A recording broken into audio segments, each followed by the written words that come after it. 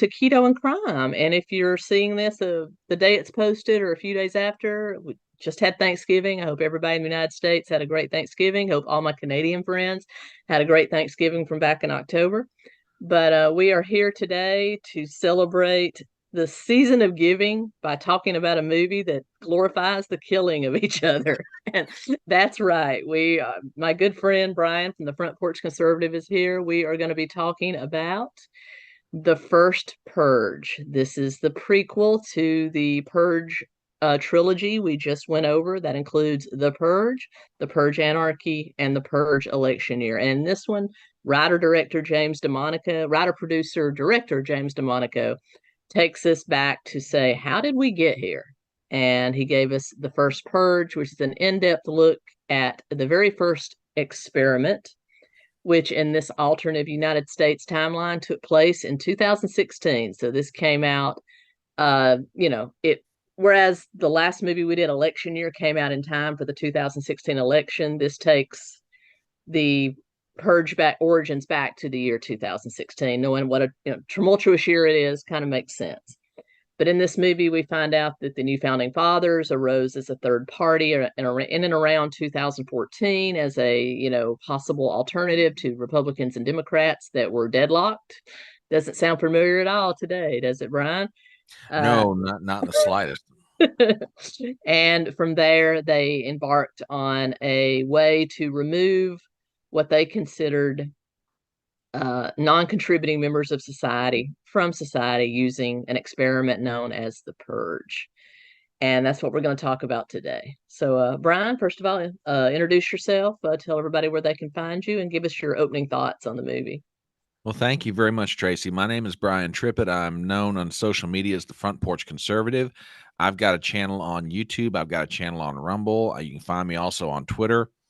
As far as the film, I mean, I know we were saying this, backstage.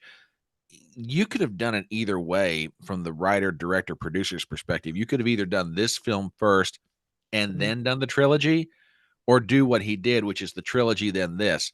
And to me, this film answers so many questions, and it is an amazing film in that when you're watching the trilogy, you see the Purge fully developed. You've seen a society that by an overwhelming majority, they've embraced it. They accept it as part of their life.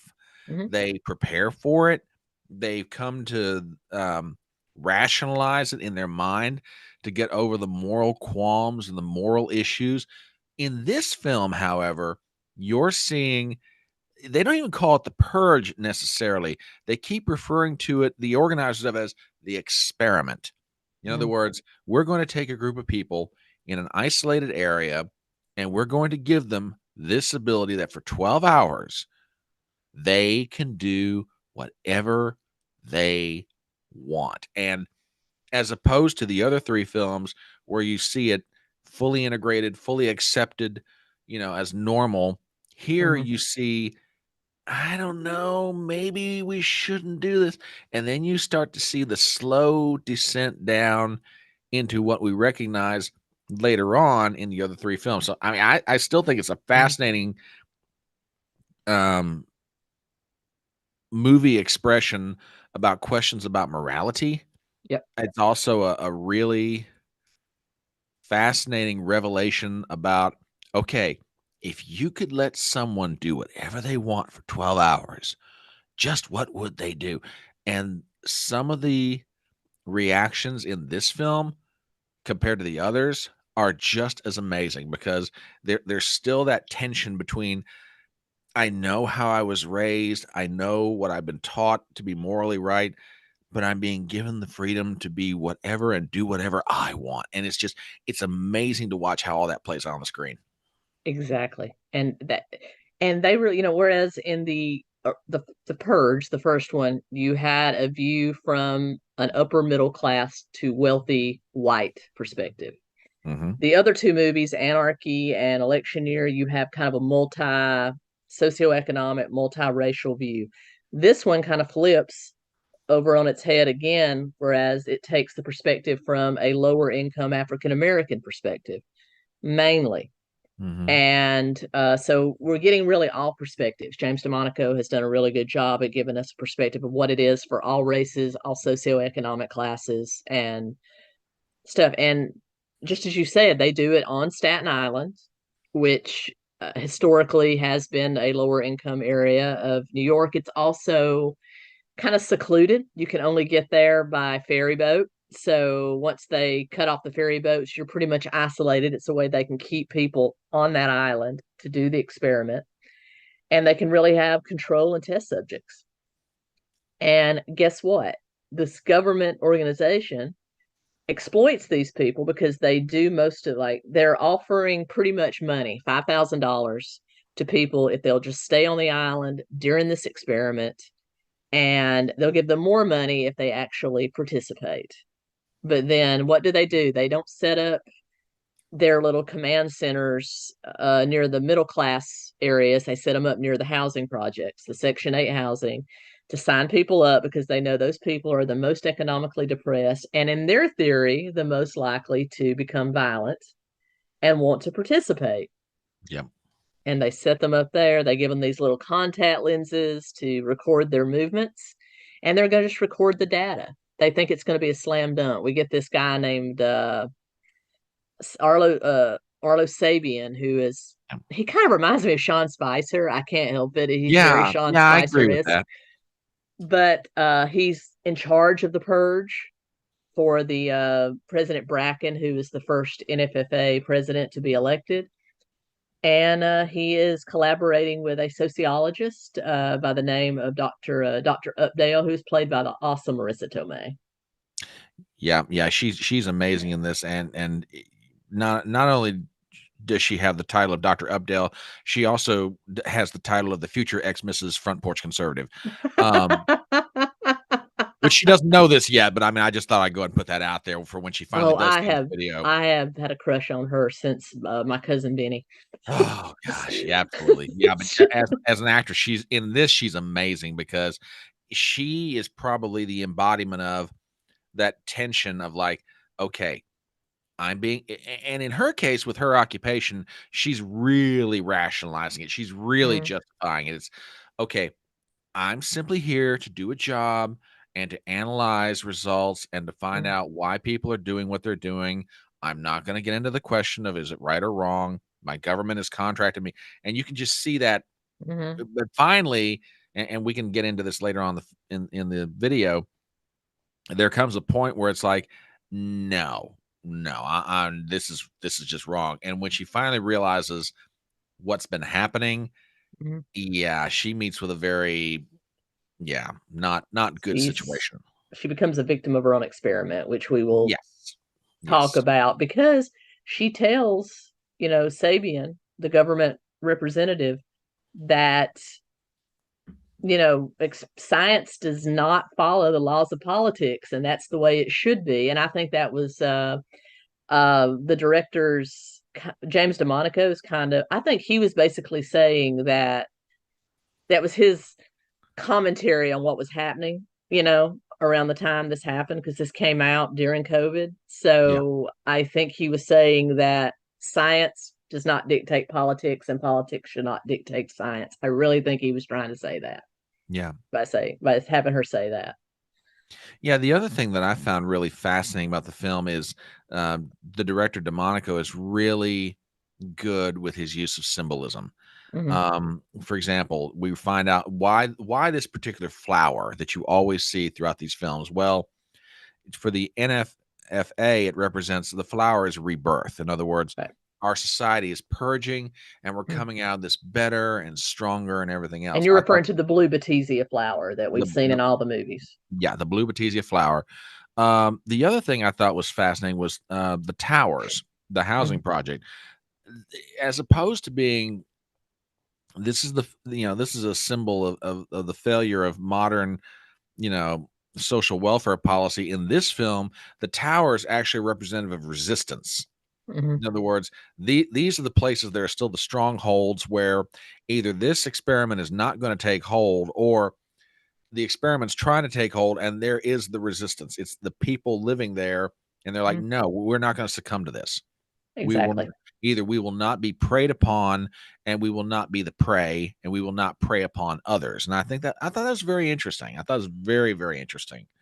And yeah, Um, interesting you should say that because he also takes kind of a skewed look, whereas he doesn't have the view of viewing every criminal as an Aladdin just trying to feed his family. The main protagonist of this movie is a drug dealer, yeah, but and he does it just because he wants to get money, and he's very honest about that. But he ends up being a hero. And then you have other drug dealers that are out there because they are starving, that they do need to feed their family. So he's showing you it goes both ways, and yeah, nothing is black and white. And we're also introduced to a group of very mentally ill people, Skeletor being the main one, yeah, yeah, who's just itching to get out there and kill and maim and take revenge. So it kind of shows that, how, like you've been saying in all these movies, how far does society have to fall into depravity before everybody thinks this is okay? Because in the beginning, it was only the severely mentally ill psychopaths that we wanted to do this. yeah, yeah, absolutely. Going back to the actors and actresses in this film, the young man playing Dimitri Mm-hmm. Yellen Noel is Mm-hmm. absolutely fantastic, and there's just he's a drug dealer kingpin, Mm-hmm. and yes, he has his network, he has his men, he has everything else, but you can see the moral ambivalence in this guy. You Mm-hmm. know, yes, the product that he's selling is destroying his neighborhoods, but to him, it's a business. Yeah. It's a territory, it's a business, it's a matter of expansion. I mean, it kind of remind me of, in one sense, the great film American Gangster Mm-hmm. with Denzel Washington and Russell Crowe, where Mm-hmm. Denzel Washington's playing the role of Frank Lucas. And if you know anything about the history on that guy, back in the 60s and 70s, you know, after Bumpy Johnson died, he ran Harlem. Mm-hmm. And to him, all he was doing in setting up the biggest heroin network on the East Coast was just moving a product. To Yeah. him, it was fundamentally American capitalism, and Dimitri is much the same way in this film. I thought the guy playing Skeletor, Rotimi Paul, he was creepy as hell. And This guy was an amazing villain.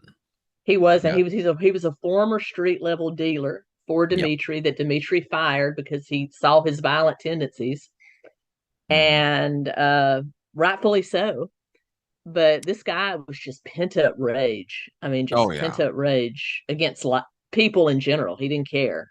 yeah, yeah, He wanted to purge. He kept saying, I need to purge the demons in me. He said that to the government official when he went in to sign up for his $5,000. I need to purge the demons in me. And the government operative just says purge. Interesting term. yeah, yeah. For folks who are going to watch this film later, and you will watch it because our review is just that good. Mm. Because if you don't, you're going to disappoint Tracy, and you do not want to do that. But yeah, when you've watched that opening scene, you meet Skeletor for the first time. Yeah, Mm. he is so good in that role. He will absolutely creep you out. I mean, nothing short of amazing. So Yep. yeah, the other actors and actresses, Maria Rivera plays the role of Anna. Mm-hmm. She's fantastic as one of the heroines, channeling. Dolores, who's the Oh, comic relief. she's She's hysterical. just hysterical. Oh, And absolutely. mm. Absolutely. and Nia, played by Lex Scott Davis, who the only other thing I've ever seen her is she played Tony Braxton in a Lifetime movie and was great in that. That she plays Nia, a former Mhm. girlfriend of Dimitri, who is a anti-purge, anti-violence activist, Yep. and she's protesting outside the NFFA's little. They set these little trailers to sign people up. She's protesting outside that. She's trying to feed her family. She's trying to do it the right way. And she has a little brother named Isaiah, who, unbeknownst to her, has taken a job as a street level dealer Yeah. for Dimitri. But Yeah. Dimitri had no idea. Dimitri did not know he was working. He was, these large drug.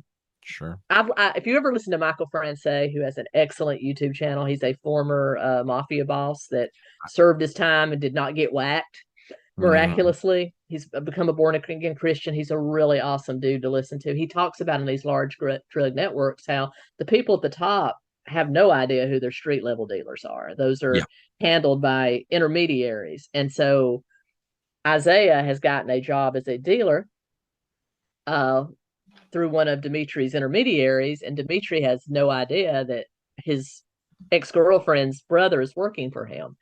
And unfortunately, he assigned Isaiah to the same corner where 𝗟𝗏𝗄𝗏 was fired from, and 𝗟𝗏𝗄𝗏 takes that as a personal slight, approaches Isaiah, and they get into a fight. And then now 𝗟𝗏𝗄𝗏's got it in for little Isaiah, who's about, what, 19 at the most? Yeah, I'd say that. Yeah.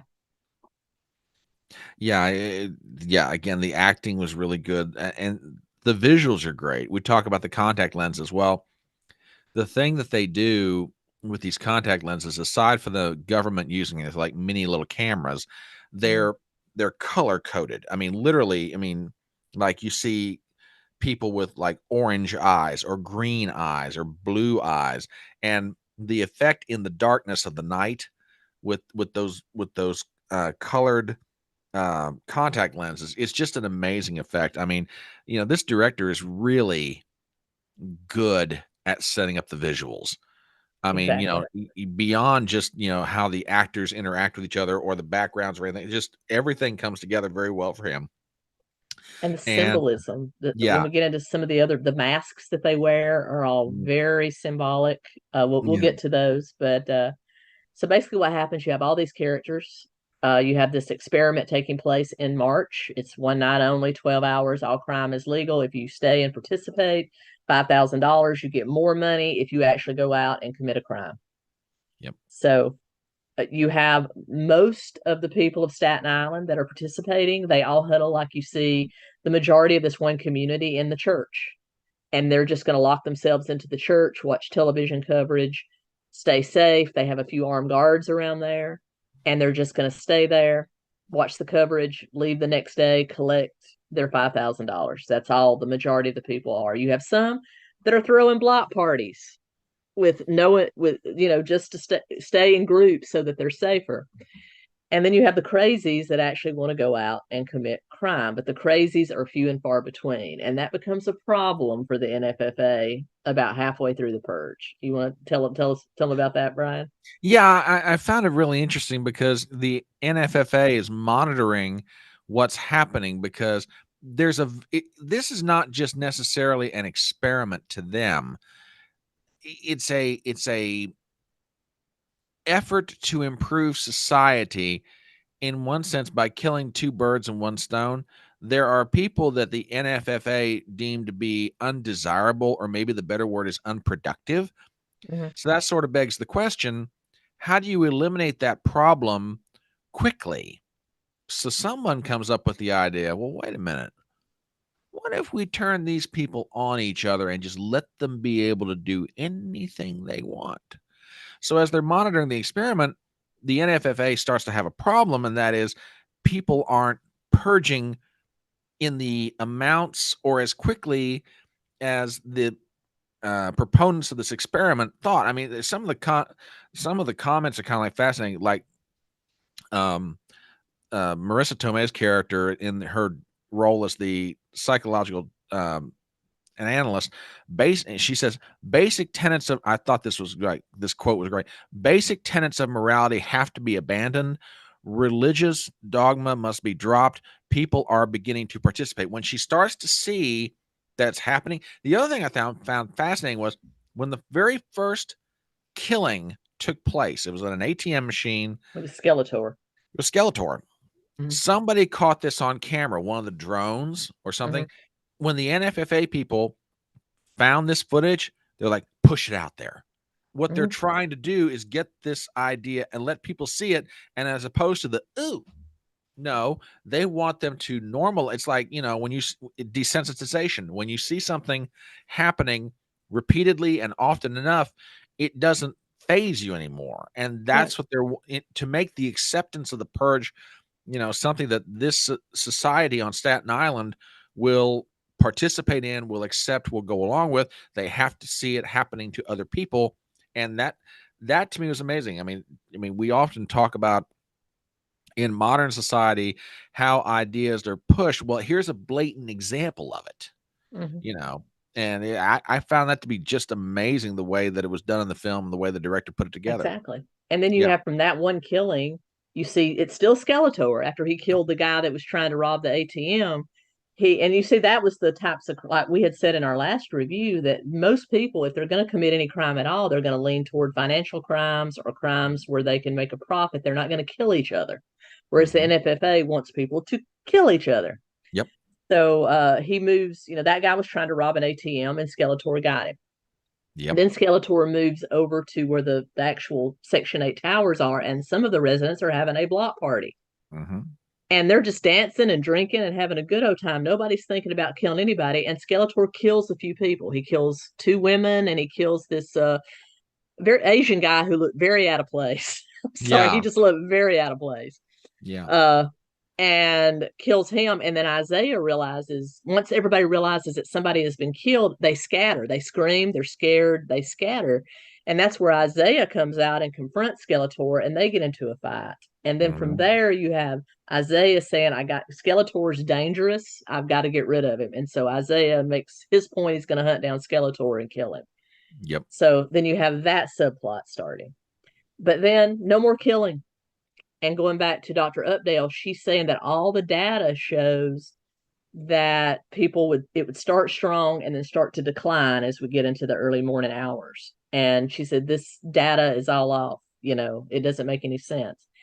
And then what does our nice government operative do? What does 𝗟𝘀𝗶𝗰 do? Yeah, he's basically, if we're talking about the part of the film that I think we're talking about, Mm, he's basically ramping up individuals dressed up like citizens of Staten Island to mm, go out and, like, push more purging. In yeah, other words, we kill want squads. yeah, kill squads. He sends out orders for kill squads to start going around Staten Island, where basically they start doing some killings. It starts becoming a feeding frenzy. Mhm. And that's where the doctor's like, "Wait a minute, this doesn't make any sense. We expected to start strong and, the participation to drop off. Instead, it's ramping up, and she couldn't figure out the why, until and she until she saw a bunch of masked men on motorcycles riding out. From the drone footage, she saw them riding out of a garage, and she started having her computer operator zone in, and she realizes those aren't citizens; those are like organized. And she realizes then what the government's doing, because yeah. she's like, "No, you're trying to manipulate science to fit your political purposes." And she calls him on it. And unfortunately, he can't let that get out. So he pretty much has his goons take her away and give her to one of these kill squads. Yeah, and before he does, he says, we're using the purge to eliminate lower income individuals. I mean, he basically admits what the whole point is behind this. They're like, look, we know that We can't you feed know, everybody, is what he was saying. we can't feed everybody, and unless we eliminate the unproductive, we'll be in the same position. I mean, because some of the economic statistics that were being laid out at the beginning of this film, massive Mm. inflation, massive unemployment, Drug you know, addiction. drug addiction, everything else, only came after like one of the biggest economic collapses, in the timeline of the film's Mm. history. It And sounds like maybe they took the 2008 financial crisis and kind of showed that we never recovered from that, is what I got. or amplified it to make it even worse, such that, oh my God, Right. all of our institutions have broken down, and now here comes these white knights and a third party Mm-hmm. who take over, and they're like, okay, we're going to improve American society. Thing is, they don't tell everybody how they're going to do it, and then when they finally start doing it, you realize, oh crap, this is worse than the original problem. Yeah, And exactly. it just, yeah, when she realized what happened, unfortunately, one of the best looking scenes in the whole movie was eliminated. So it's just, Yeah, she was eliminated about halfway through the movie. yeah, yeah, yeah. And Meanwhile, you have Nia, who is at the church with Dolores and some of the other characters, and she actually sent Isaiah to their uncle's house in Brooklyn, telling him to leave, and he didn't leave. He stayed to get the $5,000 to help his family. And when he finally gets in trouble because Skeletor, he's trying to chase down Skeletor, and then he gets into trouble, and he actually calls Nia and says, "I'm still on Staten Island." And when she realizes her brother is still on Staten Island, she leaves the church to go find him. Right. And Right. then she goes and confronts Dimitri too, and she finds out he's been selling drugs, and Dimitri apologizes to her, and then she pulls Dimitri into it to help her find Isaiah. Yeah, and the interesting thing about Dimitri is, um, there's a scene where he's decided to ride out the night at his HQ Mm-hmm. and is enjoying the company of some lovely ladies, Yeah, and apparently these lovely ladies are trying to finish him off, and because there's you a would power think. struggle within his gang. Yeah, Correct. and at first you would think, well, these people are trying to purge too. No, no, no, no, no, no. These rivals inside his organization are using the purge as cover to do exactly what Tracy just said, and that is eliminate him from the top so they can take over. And when he realizes what's been done to him, the retribution is very, very nasty, And very ruthless, swift. and very swift and very effective. There's a He scene where takes he, yeah, go ahead, go ahead. No, no, he takes his most trusted lieutenants. He gets the girls. He pretty much beats the girls down himself and gets them Mhm. to confess why they're trying to do this. Yeah. And he and his top lieutenants go and find these backstabbers, and they kill every single one of them in a very violent way. Yeah, and the effectiveness of that scene is Mm-hmm. punctuated by the fact that he looks at his lieutenants and says, "Finish them off," and you see him turn his back. He's walking toward the camera, and Mm-hmm. in the blur of the background, you see guns going off, shots, people are dropping down to the ground, Mm-hmm. and you realize, oh crap, what's Mm-hmm. he's ordered executions on all these people, and his organization is so loyal to him and so ruthless. He can just walk away, turn his back, and he knows his will be done. That, to Yep. me, that scene was very effective. But you did notice he spared the two ladies. He Yes. told them, "Leave Staten Island. Never set foot on this borough again." So I don't care where you go, but you are never to set foot on Staten Island again. Something tells me they never set foot on Staten Island again. Yeah, I'd say they went for greener pastures at that point. Yeah. Yeah. Yeah, like I say, there's a lot about this film to love. It's Mm-hmm. very, very well done. Just very, very And so, well done. and we get a lot of street fighting like we do in the others. You have Nia trying to find Isaiah, then she finds Isaiah, and then you have them trying to get to Dimitri, who's trying to get to them along with some of his lieutenants, and then you actually cut back to the church where you have Dolores and some of our other female characters that are there with the rest of the community, and you see a government kill squad pull up outside the church, Yeah. and let's just say a very unpleasant scene. Yeah. And again, it goes back to the use of symbolism. I mean, here, notice one of the things in times of trouble that people, communities will come to is church. Mm-hmm. Now, I mean, people can be atheists, they can be agnostics, they can be religious, they can be whatever. But I mean, in American society, that's always been a staple, is that even in times of trouble for people who are non-practicing, Mm-hmm. they'll find a way in their community to come to their local church. Doesn't matter the Mm-hmm. denomination, doesn't matter anything else. Yep. Well, without saying it, the director's saying, "Look, this evil is so bad, even the church is Can't protect you. can't protect you from it and isn't immune from its Mm-hmm. effect." And I thought just the way that was done. I mean, the scene is very nasty, the destruction of individuals of that church. But then Mia rolls up, and then there's black smoke rolling out of it, and the lights are Mm-hmm. out. It's like, oh crap, this is and not then you cool. and you think everybody's dead. Everybody that you've grown to love is dead, and especially Dolores, who is one of the funny part of this movie, Oh just yeah, very she's enjoyable great part. comic relief. But she rolls up because you think she just rolls up and she says, "No," she says, "No, I got the bubble guts and had to go home. I'm not using the public restroom." So she got the bubble guts and went back to her apartment just in time to save her life. Yep. Yeah, it's absolutely amazing. Some other things I thought were kind of interesting is like talking about the slow descent into the purge. I mean, I love some of the phrasing in the script writing. It's like national catharsis, a freeing violence. I mean, phrase like, will America participate? Is this a night America needs? We're doing this for our country. And just that whole perverse patriotism, for lack of a better way of saying it. We're proving our patriotism by our willingness to forego all morals, all inclinations, all instinct, and just totally be whatever we want to be for 12 hours. That's our form of patriotism to prove how much we love our country. And I thought that's an interesting juxtaposition. And that it really is. shows without a doubt that all the science that was spouted throughout the other three movies by television commentators, talking heads, scientists, they were, some of them probably just believed it to be true because that's what they had been told. But the scientists, they were very evidently on the NFFA payroll, spouting that stuff. Because the one that wasn't got executed for it. So it kind of shows that when politics gets involved with science, can you even trust the science? Is kind of what I believe he was trying to say. Does this sound familiar? We're not saying, folks, but we're just saying.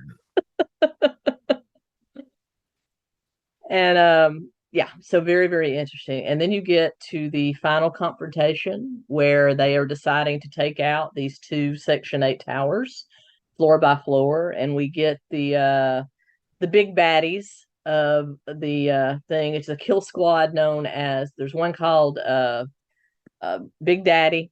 There's another Big Daddy, and he is leading a group known as the Smileys, and they're called Smileys because their masks look like clown faces.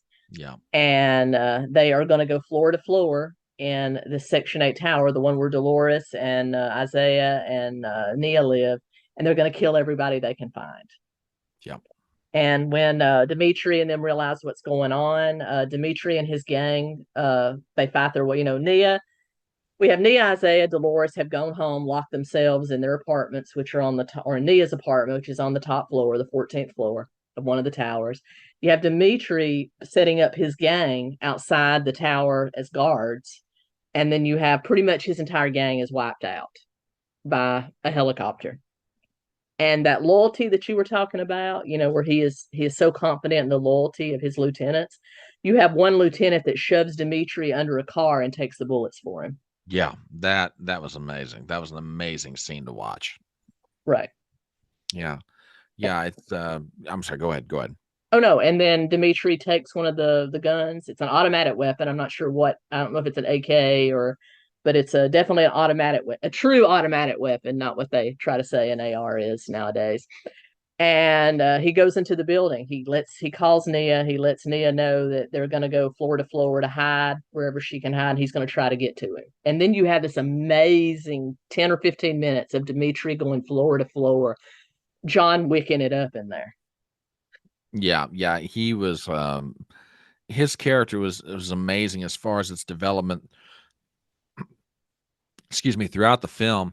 I mean, he starts out as this kind of drug kingpin that's like, morally questionable, and has shifting values of what most people would say is right and wrong. And then at the end, you see him as this really interesting hero who is trying to protect, the people he cares about, his community and everything else. And that's another thing that's fascinating throughout this film is the concept of community.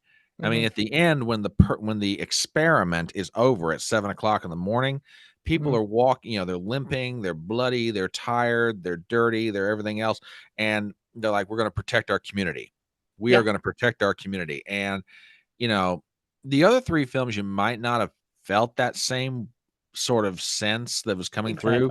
But in this one, and I will also argue it's because of, the African American community, the idea of we are a unique community is something that's always been strong, regardless of where in the United States we're talking about.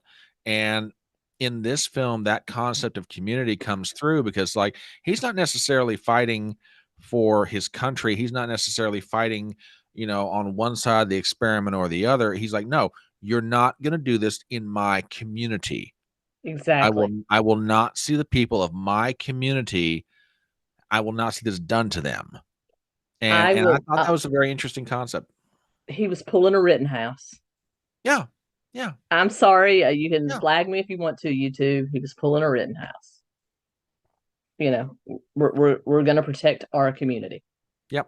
You Absolutely. don't And try that in a small town, and evidently don't try that in communities in Staten Island either. So absolutely. Absolutely. So yeah, I mean, it's the film is very well done. For folks out there who have never seen it, I mean, Tracy will recommend it to you. I'll recommend it to you.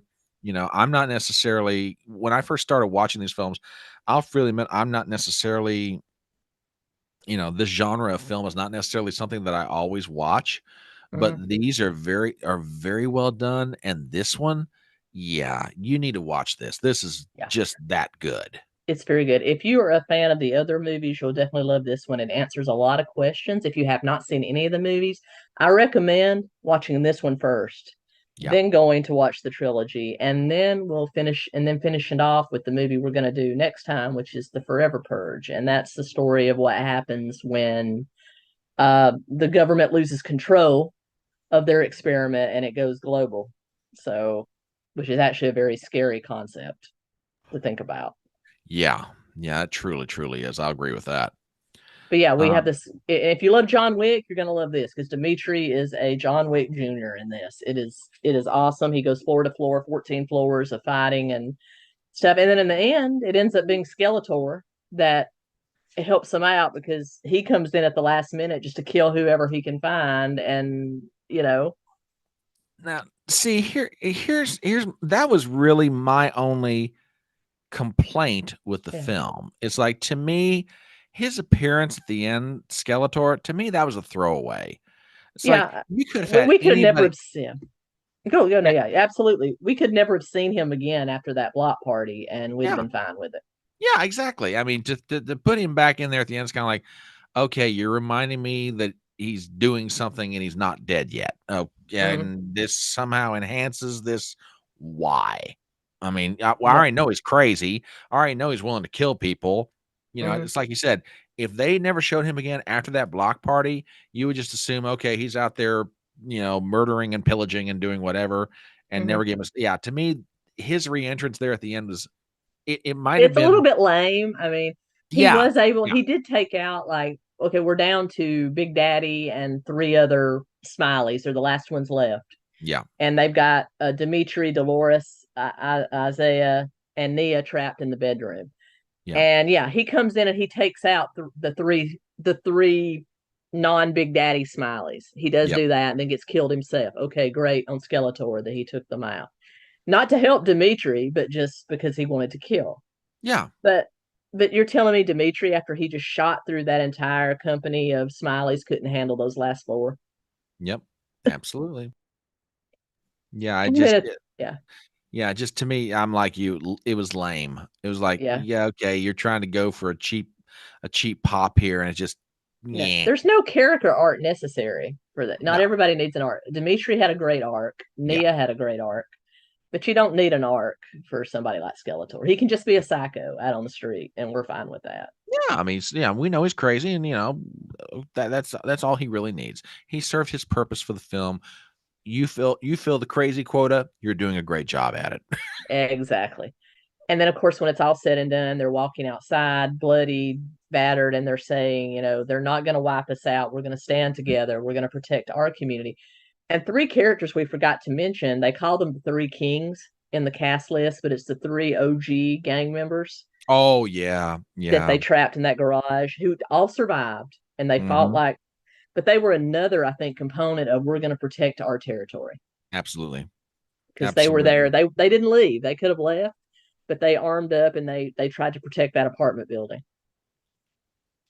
Yeah, the fight scene that they're involved in, when they get down to the last, I've got Mm-hmm. 2 rounds, I'm Mm-hmm. out. What they're passing out knives, axes, pipes, Hammers. wrenches, whatever they can get their hands on. One of them had a chainsaw. Yeah, one of them had a chainsaw. They were going to go down with whatever they had in their hands. And I thought, Yeah, these OGs are they bad. They's Yeah. bad. And they do all live. So Oh that was yes, good. absolutely. And they walk out saying, and they walk out battered and bloody, kind of like Leo Barnes did at the end Yeah, of Anarchy, walking yeah, out, half dead. Dimitri's half shot up, and he's like, "They're not going to do this to our island." yeah, And then it ends, and then it ends with scenes of them saying they're going to do a nationwide experiment the following year. That it was yeah. tremendously successful, but they don't even Mhm. know at that point. They don't even know what kind of effect that's going to have on crime. But they're already saying they're going to do a nationwide one. It's like, again, it was never an experiment. It was a planned genocide. Yeah, to eliminate unproductive members of society so that the government would not have to take care of them. And Right. you know, it's there's a lot of social commentary can be made off of just this film. If you didn't find any reasons to engage in commentary about current state of affairs from the first three films, oh, trust me, watch this one, and believe me, you and your friends will be sitting around like, what did you think about? Yeah, oh wow, yeah, I didn't consider that. Yeah, there'll be a lot of Mhm. things that you can sit there and go, this is some real interesting um conversation about how things are operating in the United States right now. Yeah. And you can be on either side of that argument Mm-hmm. or either side of that discussion and have a very fulfilling conversation with your friends. Whereas, the others were you definitely could tell what side of the political aisle they were on. This one was very neutral. This was very neutral, I think. I'll I agree think with that. maybe DeMonico's views might have changed, you know, during COVID because he was saying some very, very different things than he was saying in the first three films. Oh, absolutely. Absolutely. So yeah, it's a really amazing film. Like I said, I can recommend it. I'm sure Tracy can recommend it. Oh So yeah. definitely, folks, get out there and watch this one. This is a really good one.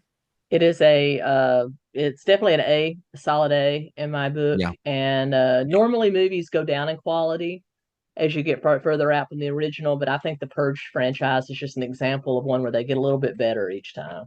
Well, and part of it too, I think the reason for that is there's still the same man who did the very first film is still the same man directing, writing, and producing the fourth film, which means that he is protecting his franchise in the same way that um, George Lucas did the very first Star Wars film, all the way through his directing of Revenge of the Sith about Mm. 25 or 30 years later.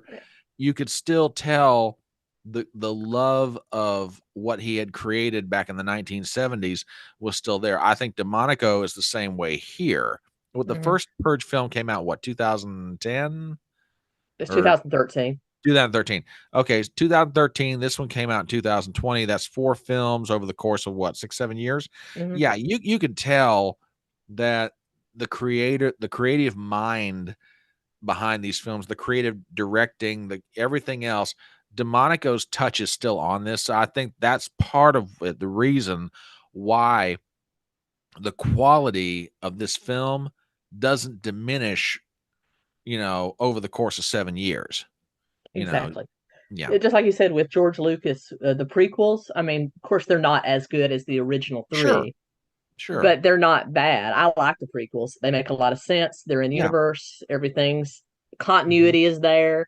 Everything's there. And then you get to the newer Star Wars movies and they just blasted a hole in it. yeah, yeah, Mark Hamill broke down on the set of the Rise of Skywalker because of what they were doing to his character. yeah, He broke yeah, down and cried. yeah. And that is because you had people handling the films who Weren't weren't the fans. weren't the creators, and they weren't really fans. And if they were fans, they wouldn't have done half of what they did in those films. But with DeMonico and all four of these films, Mm-hmm. you can tell he loves the subject matter. He loves the questions it brings up. He loves the actors and the actresses. He gives them good material to work with. It doesn't matter. We've talked about, the acting performances of the men and women who've been in all four of these films. I mean, Ethan Hawke, Lena Eddie. Headey, and others. And you can just tell they've got a lot of rich material to work with, and they can bring subtlety and nuance to these characters that in the hands of somebody lesser. I mean, if some other director or some other writer were handling this fourth film, I don't think 𝗪𝗁𝗃 could do what she did. I don't think the other actors or actresses could do what they did with these films. Right. You know? And it just like back to Star Wars, it's just a perfect example. You look at the television shows like 𝗥𝗀𝗃, The Mandalorian. Those are excellent because Jon Favreau he's the showrunner on those, and he is a lifelong Star Wars fanatical fan. Oh, absolutely. And you can tell he Yeah. loves the universe. He loves the franchise. Yep. The people that did Absolutely. the last hated it. They hated Star Wars. Yeah. Absolutely. Yeah. J.J. Abrams, Rian Johnson. Mm. Yeah. Yeah. But I mean, it as a side note, it would have been fascinating to see what The Force Awakens, The Rise of Skywalker, all three of those films would have done if Jon Favreau would have been the writer and the director on them. Or at You least of the know, first one, because he could have set the tone that they would have yeah, had to have followed. yeah, that would have been fascinating to watch. Or So, even pick any number of great writers that are fan. Kevin Smith could have done an excellent job with yeah, those movies. Any of the or just let Lucas do it. Good Lord. yeah. Well, you see here, I mean, all right, now we're down a rabbit trail, but oh well, what the hell, we're there. The thing about George, and this has been the observation, and I don't think it's wrong, is conceptually he can lay out an entire universe like Star Wars. Mm. Don't ask him to write dialogue. Yeah. He's, I mean, even his previous wife, Marcia, will Mm-hmm. freely admit she, and I think it was Lawrence Kasdan, had to come in on the very first script and, rework some of it. I Mm-hmm. mean, and later on in Empire and Return of the Jedi, yeah, it was Kasdan and maybe Marcia and I think somebody else. I forget who. Mm-hmm. They did this. They did the screenwriting. They didn't let George touch it. You can do the directing. That's great. George. And give us the timeline and who's who and stuff like Yeah, that, and we'll yeah, set it up. yeah. But you're not touching the dialogue. That makes So sense. I mean, but that's when you put somebody like George Lucas in a room with somebody like Kevin Smith or John Favreau that yeah, can write a yeah, script and let them work it out. yeah, absolutely. And but yeah, getting back to this film, it's definitely well written. It's well acted. It's any number of things that make for a good movie that which like I said gives you a lot of very thoughtful commentary about current society and questions of thought that Mm-hmm. you know you wouldn't otherwise think about unless you've got a film like this. So yeah, folks, go watch it. It's absolutely It's amazing. definitely worth it. And Yeah. so, well, I'm going to give it an A. What's your I'll score? give this I'll give it the same grade. There's very little about this film. I mean, very the only like I said, the only real thing that I thought was a waste or unnecessary was that scene at the end where Skeletor comes back in the fight that's going on inside the housing project. Aside from that, there's nothing else about this film I dislike. Everything is Exactly. very well done. So I'll give it a solid A. Yeah, and they put it in a good continuity. The Purge franchise is what I'm talking about. All five movies, and the two seasons of the TV show. The continuity Yeah, is spot on. Everything's laid out. It works. They say it's an alternative United States. It's not our United States. It's in a different sure. timeline, but it's the continuity is there. The dates match up down to the smallest detail. I mean, in the TV show, that they handle some of the purges that we didn't get to see, in the movies, and even down to the security camera details. The date will be correct. They'll say it's the eighth purge, and it'll say March 23rd, 2019. They've got it timed perfectly, and I think Yep. that's because of DeMonico. Yep. Absolutely. Absolutely. So yeah, this film is just good and solid. It's just the craftsmanship on it all the way through. Writing, directing, Yeah. cinematography, everything is just it's really good, folks. If you're looking for a really good Friday night movie to watch, Yeah. I recommend this one to you. Yeah. It's you don't even have to be a horror film fan. I kind of put The Purge. I agree with Brentley, who's normally here. He'll be here the next time. I kind of always put it in it's kind of horror action. If you're a horror Yeah. film fan or an action fan or even a political thriller fan, you'll enjoy it. Yeah, absolutely. Absolutely. So yeah, go watch it, folks. It's really good. All right. Well, all right. Again, Brian, thank you for joining us. Everybody, I'll put the links to all of Brian's social media down below. And until next time, keto and crime. Have a good night, folks.